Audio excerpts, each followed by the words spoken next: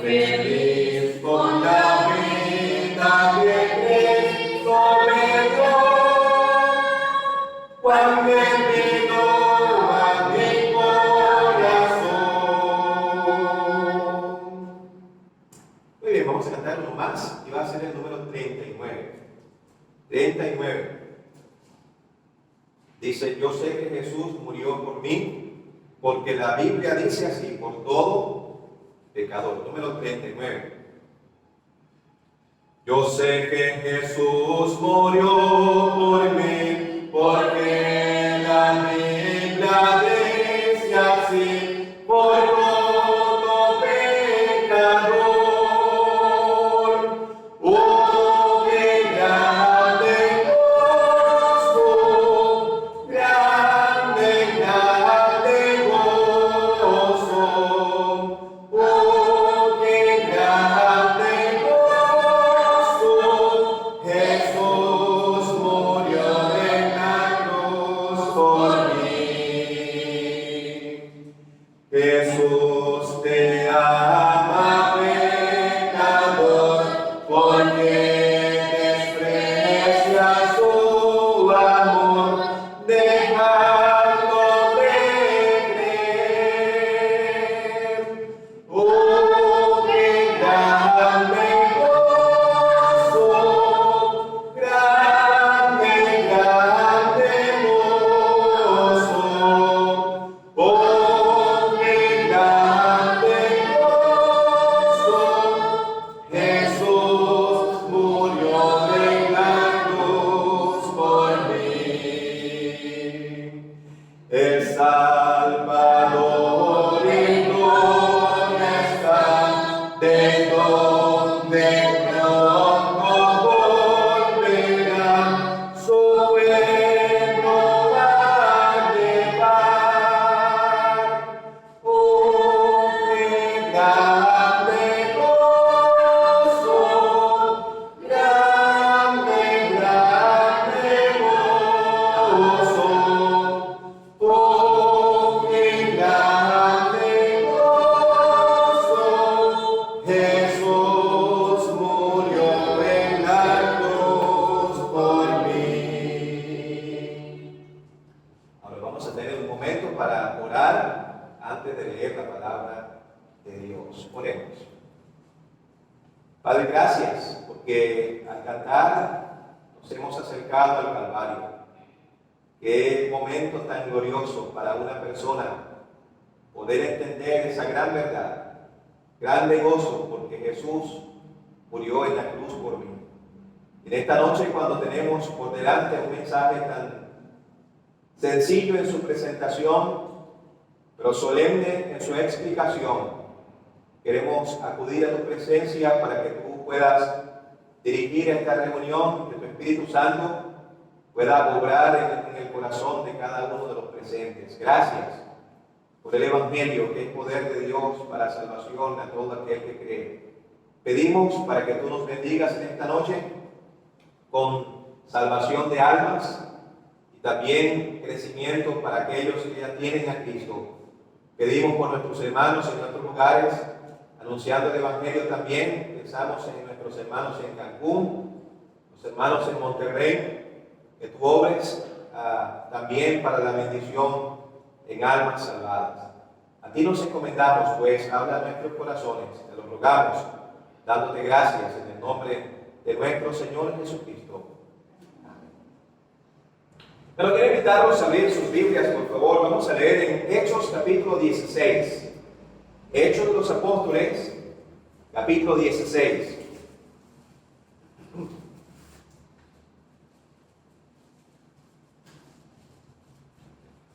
Hechos de los Apóstoles, capítulo 16.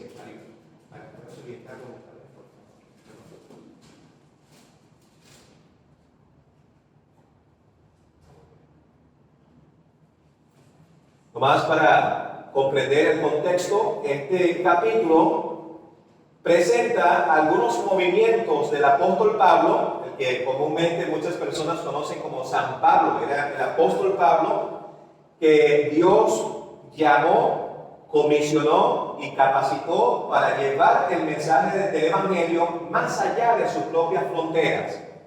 Él era un hombre que estaba trabajando en Jerusalén. Lo vamos a leer tal vez la semana próxima. Un hombre que había sido perseguidor de los cristianos. Él pensaba que con capturar a los cristianos y llevarlos a las autoridades para que los castigaran, él pensaba que esa era una manera de servir a Dios. El Señor Jesucristo le salva, le encuentra, le busca, le perdona sus pecados y ahora lo convierte, lo transforma y lo llama para ser un predicador del Evangelio. En este capítulo encontramos el registro histórico de cuando el apóstol Pablo, y no solamente él, sino el Evangelio, llegó por primera vez a tierras europeas, a una ciudad llamada Filipo. Entonces vamos a leer el capítulo 16, versículo 11, dice: zarpando pues de Troas, vinimos rumbo directo a Samotracia y al día siguiente a Neápolis, era una travesía, y de allí a Filipos, que es la primera ciudad de la provincia de Macedonia. Macedonia, una provincia que está en territorio europeo y una colonia, dice, y estuvimos en aquella ciudad algunos días, y un día de reposo salimos fuera de las puertas junto al río, donde solía hacerse la oración, y sentándonos hablamos a las mujeres que se habían reunido. Entonces una mujer llamada Lidia, vendedora de púrpura de la ciudad de Tiatira, que adoraba a Dios, estaba oyendo. Y el Señor abrió el corazón de ella para que estuviese atenta a lo que Pablo decía. Fíjese, ella estaba oyendo y Dios obró en su corazón para que atendiera al mensaje de salvación. Dice el versículo 15: y cuando fue bautizada y su familia, nos rogó diciendo: si habéis juzgado que yo sea fiel al Señor, entrad en mi casa y posad, y nos obligó a quedar. Aconteció que mientras íbamos a la oración, nos salió al encuentro una muchacha que tenía espíritu de adivinación, la cual daba gran ganancia a sus amos, adivinando. Esta, siguiendo a Pablo y a nosotros, daba voces diciendo: estos hombres son siervos del Dios Altísimo, quienes os anuncian el camino de salvación. Ahora, nomás una explicación breve. El problema no estaba en las palabras que ella estaba diciendo. El problema era que era un demonio, un espíritu malo, el que estaba gobernando su vida y pues tratando de llamar la atención y para que las personas fuesen aún más engañadas. Ella se estaba diciendo estas cosas. Entonces dice el versículo 18: y esto lo hacía por muchos días, mas desagradando a Pablo, este se volvió y dijo al espíritu: te mando en el nombre de Jesucristo que salgas de ella. Y salió en aquella misma hora.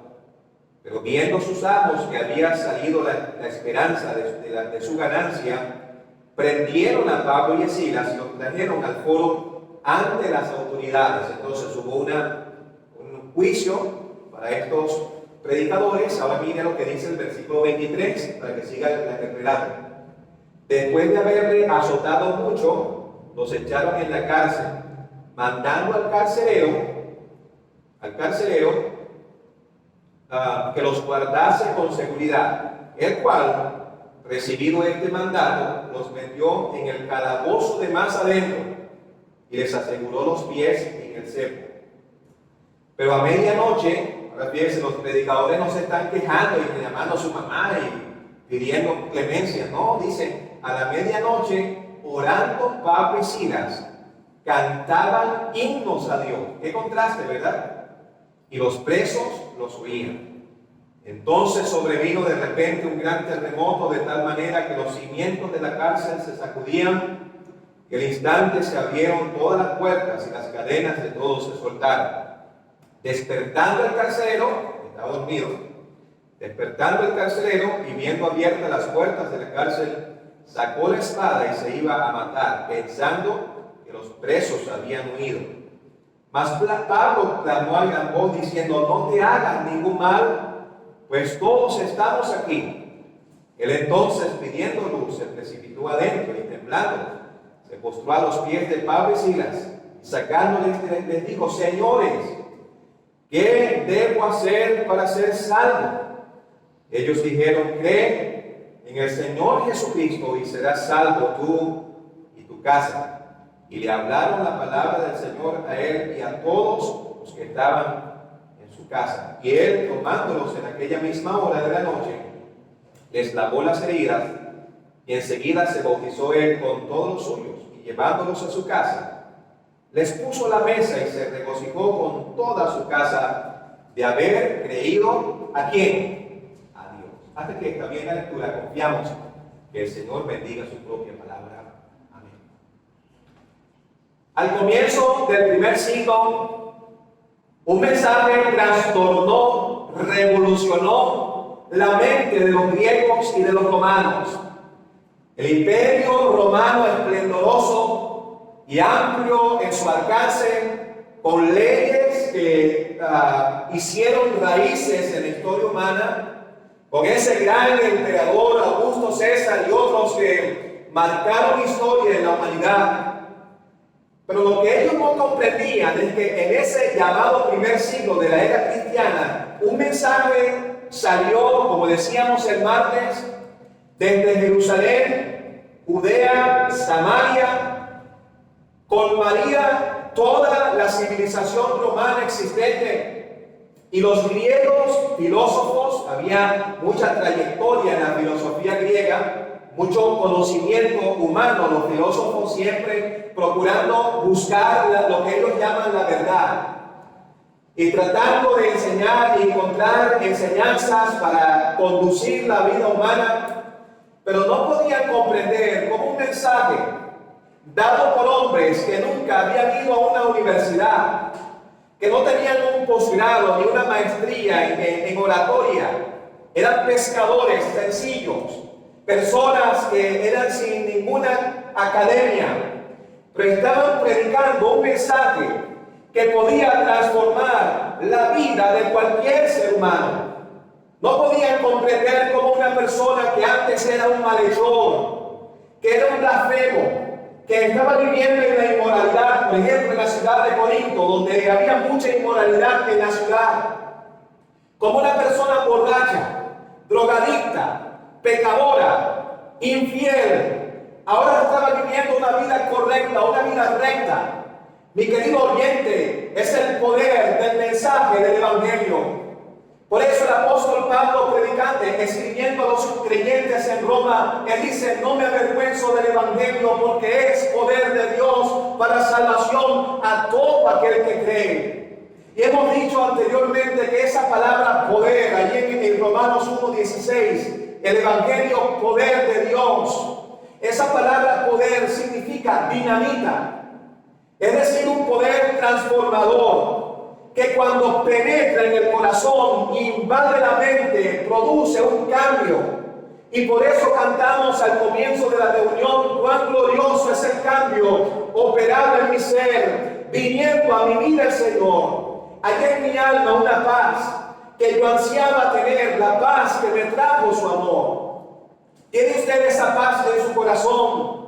¿Tienes ese cambio? La Biblia dice: el que está en Cristo, nueva criatura es. Las cosas viejas pasaron y aquí todas son hechas nuevas. El cambio que el Evangelio produce.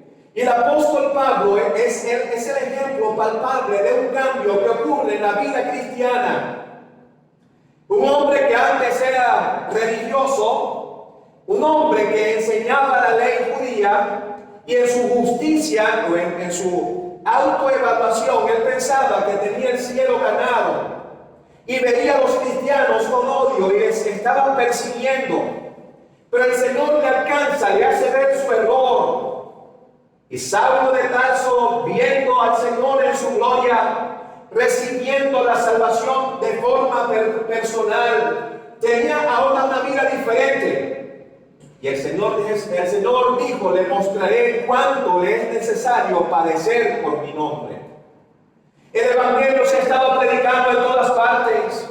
Predicadores por aquí, predicadores por allá. Mi querido amigo, porque como decíamos también la vez pasada, esa es la pasión del evangelista, cumplir la gran comisión. El Señor Jesucristo dice: ir por todo el mundo y predicar el evangelio a toda criatura. Por eso predicamos el evangelio. Hay un mandato. Y el que es hijo de Dios no está tranquilo porque siente en su alma una carga tan grande por aquellos que están a su lado.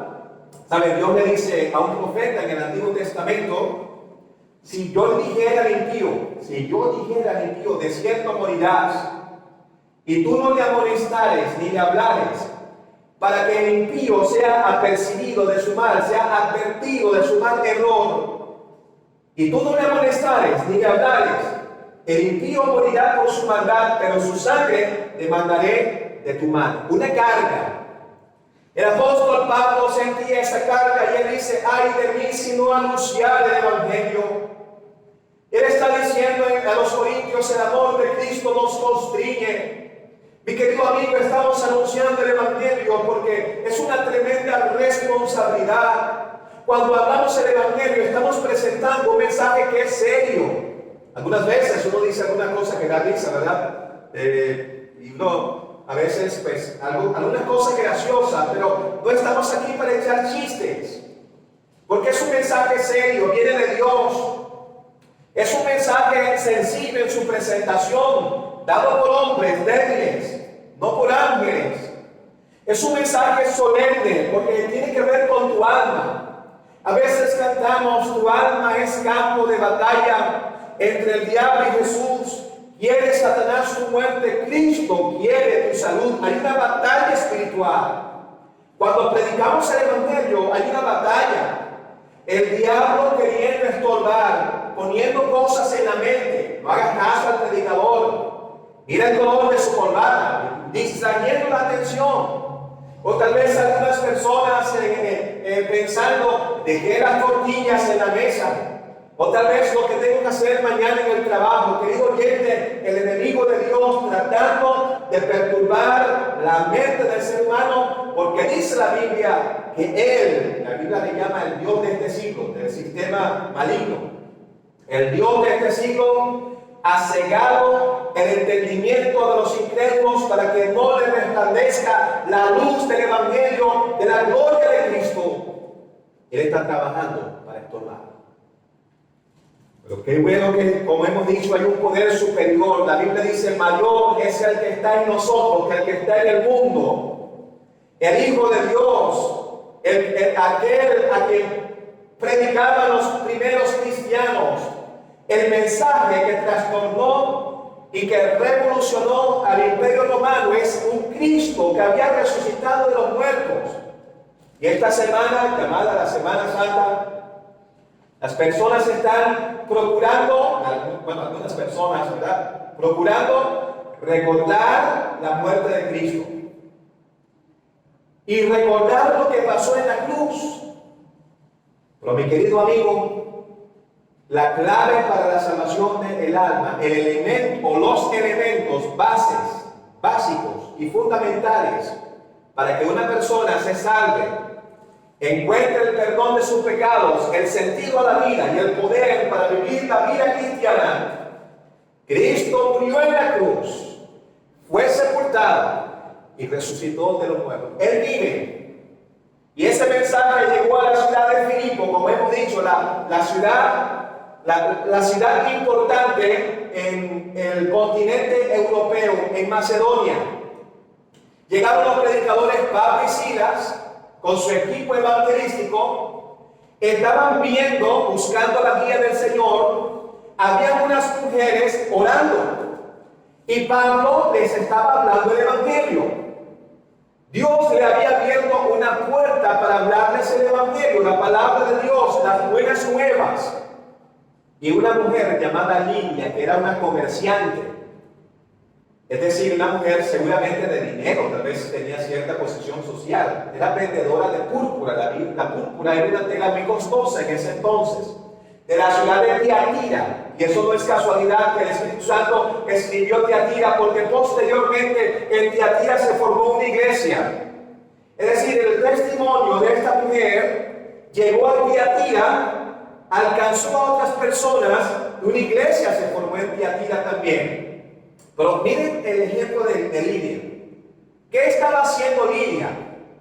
Oyó la palabra, Dios abrió su corazón y ella respondió al llamado de Dios.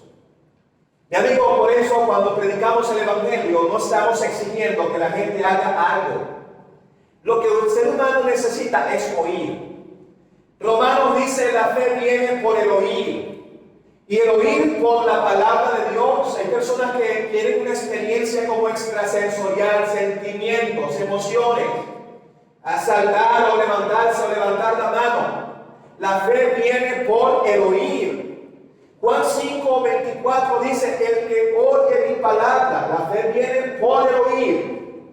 Lidia estaba oyendo, Dios abrió el corazón, porque Dios es el que conoce el corazón.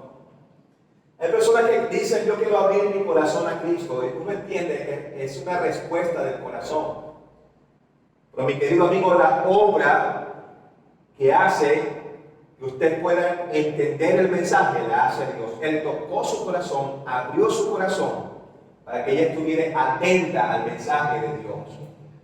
Y Pablo seguramente le habló de Cristo, de lo que él hizo en la cruz del Calvario, que Él pagó la deuda que usted y yo no podíamos pagar, que Él derramó su sangre para poder ofrecernos el perdón de nuestros pecados, un perdón absoluto. Cristo perdona todos nuestros pecados. En estos días estábamos sacando una cuenta, ¿se acuerdan? Decíamos: imagínese, nomás imagínese que usted tiene 100 pecados. Y estoy seguro que usted va a decir: bueno, Anderson, tengo más de 100, porque yo tengo más de 100.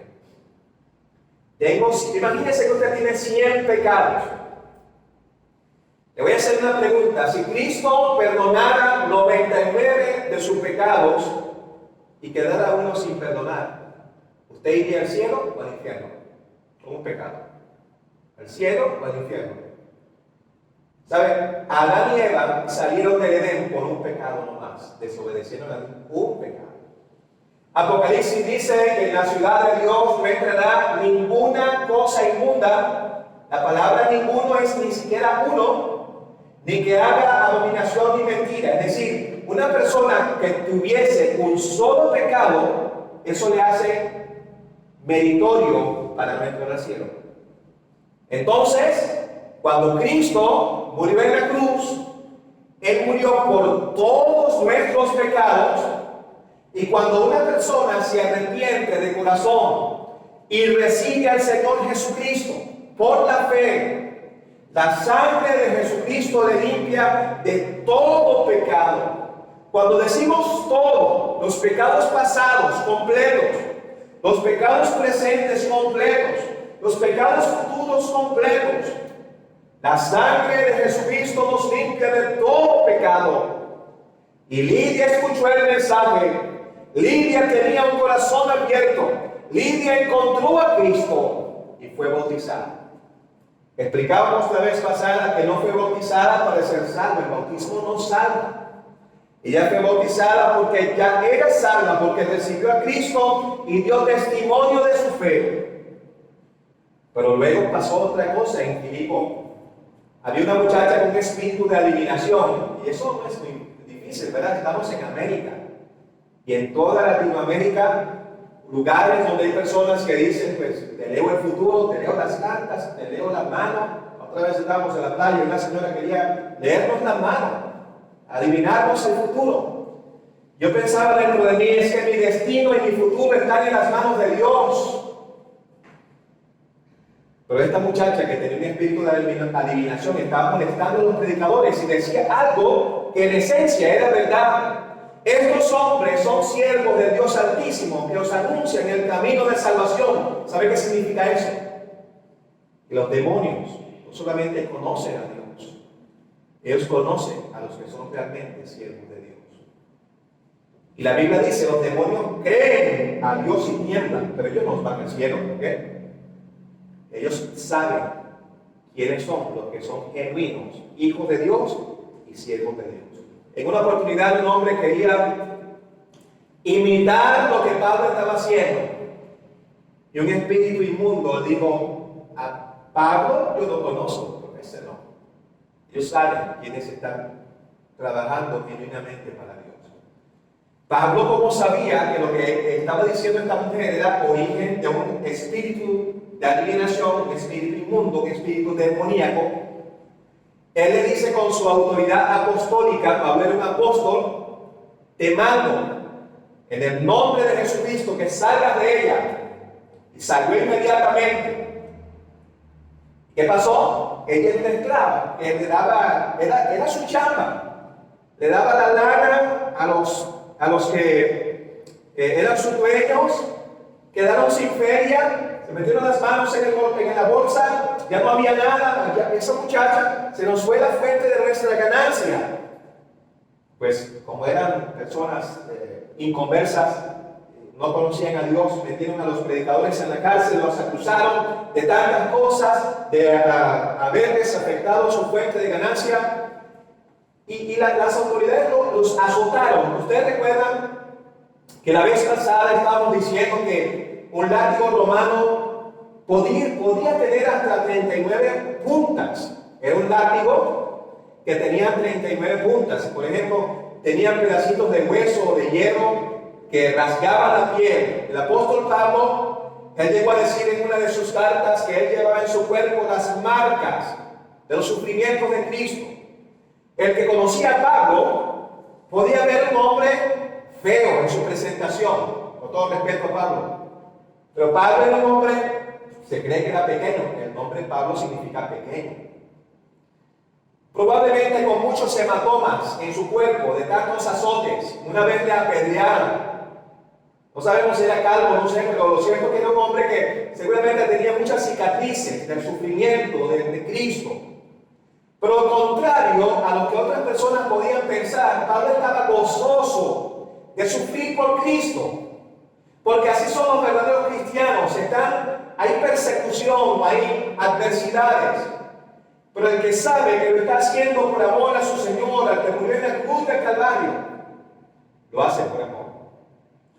¿Sabe? En el primer año en el primer siglo, por así decirlo, hubo un periodo de persecución atroz, a muerte. Y de hecho, los apóstoles, la mayoría murió, pues, producto de esa persecución. Pablo, por ejemplo, en el año aproximadamente 66 después de Cristo, murió decapitado. Pedro murió crucificado al revés, porque cuando le fueron a crucificar, esa fue la sentencia. Él dijo: yo no soy digno de tener la misma muerte que mi Señor, crucifíqueme al revés. Y lo crucificaron boca abajo. Tantos cristianos murieron en la hoguera, quemados, vivos. Tantos en el Coliseo Romano. Usted lee la historia en Google del Coliseo Romano y le van a dar no solamente las batallas atroces de los gladiadores con las fieras, sino también miles de cristianos que fueron arrojados para que fuesen devorados. Pero hay registros históricos, historiadores que han registrado de cristianos que cuando estaban muriendo, antes de morir, alzaban su voz al cielo para alabar a Dios. Hay un libro que les voy a recomendar que habla de esos mártires que vivían en las catacumbas romanas. Y narra el caso de unas muchachas, jóvenes, adolescentes, puestas frente a las fieras. El reto: o niegas a Cristo, o niegan a Cristo, o se las van a comer. Y nadie quiere ser el tamal de un tigre, ¿verdad? Pero ahí estaban ellas y comenzaron a cantar himnos y alabar al Señor, recordar su sangre vertida en la cruz. Y cuenta la historia que mientras los tigres atacaron, sus voces comenzaron a bajar, a morir. Así morían los cristianos. Y Pablo y Filipo estaba dispuesto a sufrir por el Señor. Les azotaron, le llevaron a la cárcel. Y en la cárcel había un carcelero. Y al carcelero le dieron las instrucciones. ¿Cuál era la instrucción? Meta a estos hombres en la cárcel, con seguridad. Y este hombre recibió el mandato con confianza y pues dispuesto a obedecer lo que sus superiores le dijeron, lo metió en el calabozo de más adentro, les aseguró los pies en el cepo, era una cosa de madera para asegurar los pies, imposible que se podían levantar de allí. Y aquellos hombres comenzaron a orar y a cantar himnos a Dios, y los presos les oían. Pero quiero terminar hablando de ese carcelero. Primeramente quiero pensar en un carcelero sin nombre. La Biblia nos dice cómo se llamaba. No se llamaba Anderson, no se llamaba Pedro, no sé, la Biblia nos lo dice. Hay dos razones por qué no dice su nombre. Bueno, por lo menos dos, pienso yo. Primeramente, porque la historia de ese carcelero puede ser una ilustración de la vida suya y de la vida mía. Segundo, porque el énfasis del Evangelio es presentar a un nombre que está sobre todo nombre, el nombre del Señor Jesucristo. Y la Biblia dice que vendrá un día en que toda rodilla se doblará y toda lengua confesará que Jesucristo es el Señor, para gloria de Dios Padre. Un carcelero sin nombre. Bueno, tenía su nombre, pero la Biblia no lo escribe. Pero quisiera que usted se apropiara por un momento de esa historia, se identificara con el carcelero. La segunda cosa, no solamente un carcelero sin nombre, quiero pensar en un carcelero servicial. Un hombre trabajador, era un soldado romano, que seguramente desde su juventud, según las leyes romanas, más o menos unos 18 años, a los 18 años comenzaba el servicio militar, desde su juventud sirviendo al emperador, a un régimen que era cruel, que le gustaba la sangre, que le gustaba la crueldad. Y querido oyente, así hay personas que duran años de su vida sirviendo a un amo cruel. Estoy refiriendo al pecado, porque el Señor Jesucristo dice: el que practica el pecado, esclavo es del pecado.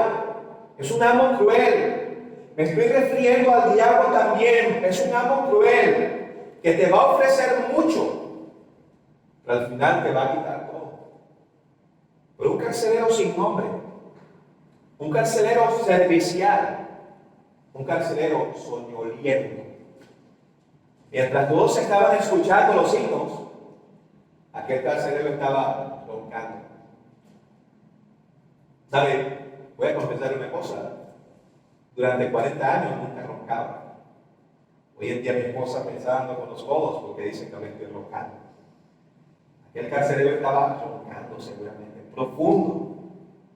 Y me hace pensar en la falsa confianza de una persona que no conoce a Dios. Está dormido. Como diciendo: no me interesa, no me hace falta. Ese mensaje es para los chismosos, los borrachos, la señora de la esquina que me cae mal, mi esposa, mi esposo. Soñando. Qué triste que en Mérida, en Yucatán, en el mundo hay tanta gente que espiritualmente está dormida. Que Dios les está llamando, que el Evangelio está resonando en sus oídos, pero están diciendo que no al llamado de Dios. Está dormido. Pero Dios insiste, Dios llama, y Él permite que un terremoto mueva los cimientos de la cárcel. Y aquel carcelero se levanta, las antorchas en el suelo apagadas, el humo seguramente el resultado de esas antorchas ahumadas. Pensaba que los presos habían huido porque las puertas sonaron abiertas, y cobardemente sacó la espada y se iba a matar. Ese es el resultado de cualquier persona que no conoce a Dios, que piensa que con la muerte se acaba todo. Es falso. Y Pablo le dice de más ejemplos: no te hagas ningún mal. Porque ¿sabe qué significa eso? La muerte para una persona que no es salva, en vez de ser una salida, es más bien una entrada a una eternidad de perdición. No te hagas ningún mal, todos estamos aquí. Inmediatamente ese carcelero miró a su propio corazón el peligro que estaba a punto de perderse. Pidiendo luz, se postró delante de los predicadores: señores, ¿qué debo hacer para ser salvos? Para ser salvo. Y es la pregunta de mucha gente: entonces, ¿qué debo hacer? ¿Cómo puedo ser salvo? La respuesta no es haz algo, carcelero. No puedes. Sencillamente cree. Cree de todo corazón. Un paso de fe. Un momento en tu vida cuando te detienes. Y por la fe crees en el Señor Jesucristo. Mi amigo, esta noche puede ser la noche en que tú seas salvo. Cree en el Señor Jesucristo y serás salvo. Y Pablo de nuevo, con su autoridad apostólica y la revelación de Dios, le dice tú y tu casa. Pero no significa que si él creía en el Señor, su casa automáticamente también era salva, porque dice el siguiente versículo, e inmediatamente le hablaron la palabra de Dios a él y a todos los que estaban en casa. ¿Por qué? Porque la salvación es algo individual. Crea en el Señor Jesucristo usted. Luego el mensaje llegará a su hogar. Es como los que han viajado en avión, saben usted, siempre que va a subir a un avión hay ciertas instrucciones que muchas de nosotros nos da cierto temor de escuchar esas cosas. Cuando el avión se cae y tal cosa. Pero una de las cosas que dicen es, si hay una pérdida de presurización, se van a soltar unas máscaras de oxígeno. La instrucción es, colóquese primero usted la máscara y luego ayude al que está a su lado. Es decir, usted no va a poder ayudar a otro si usted primero no está asegurado. Por eso, querido oyente, usted puede ser salvo hoy, usted puede ser salvo primero. Y luego usted va a ayudar a su familia, va a ayudar a sus vecinos, va a ayudar a otros. Porque ese es el beneficio del Evangelio. ¿Y cuál es el resultado? Hemos hablado de un carcelero sin nombre, no sabemos su nombre. Hemos hablado de un carcelero servicial, servía a Roma, servía al pecado. Hemos hablado de un carcelero soñoliento, estaba roncando. La historia termina con un carcelero satisfecho. Se regocijó con toda su casa de haber creído a Dios. Hay gozo. Usted en esta noche puede tener esa alegría, ese gozo de haber creído a Dios. Si allí donde está, tal como está, te recibe a Cristo como Salvador. Vamos a orar para terminar. Oremos.